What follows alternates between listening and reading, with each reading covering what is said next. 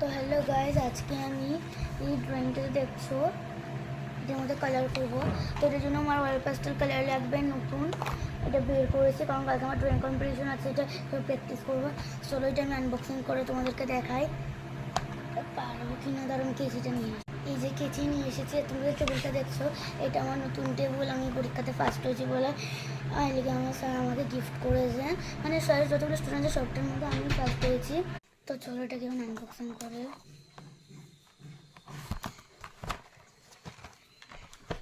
এটা মানে পুরো সেলোটেপ দিয়ে মারা।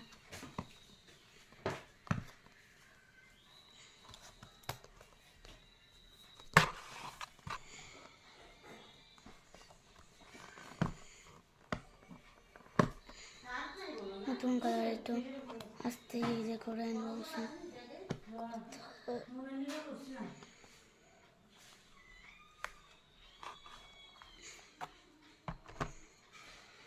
পুরো হাতে লেগে গেছে সেগুলো।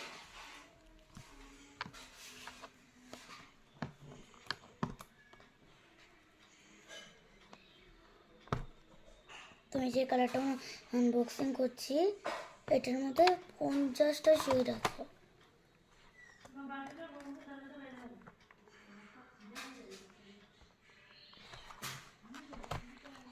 খুলতে পারছি না, দাঁড়া কারোর হেল্প নিয়ে আস, যদি কেউ দেয় তাহলেই, না দিলে তো নিজে খুলতে হবে। দেখো মার হেল্প নিয়েছি, মা খুলে দিচ্ছে আমাকে। এই দেখো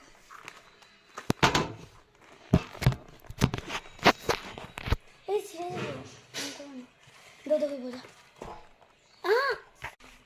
হাতে ব্যথা পেয়েছিলাম, মাই খুলে দিচ্ছে। এরকম করে খুলে দিতে না দিলে আস্তে আস্তে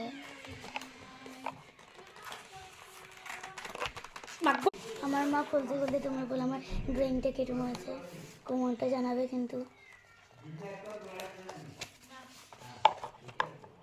খুব সুন্দর লেগেছে আমার ড্রয়িংটা, তোমাদের কেমন লেগেছে কমেন্টে জানাবে। তো গাইজ আমি ফাইনালি কালারটাকে আজকে আনবক্সিং করলাম। দেখো এই দুটোর সাথে সব অয়েল পেস্টের কালারতে এটা দেয়।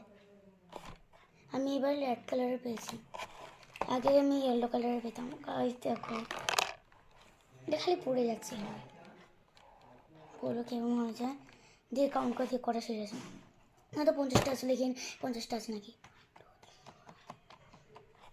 গাইজ এখানে টোটাল 50টাই সিট আছে। তো তোমাদের কেমন লাগলো কমেন্টে জানিও। তো আজকে তোমাদেরকে বাই কালার করো, তারপর তোমাদেরকে আবার আপলোড করবো যদি পারি, না তো না। তো আজকে তোমাদেরকে বাই।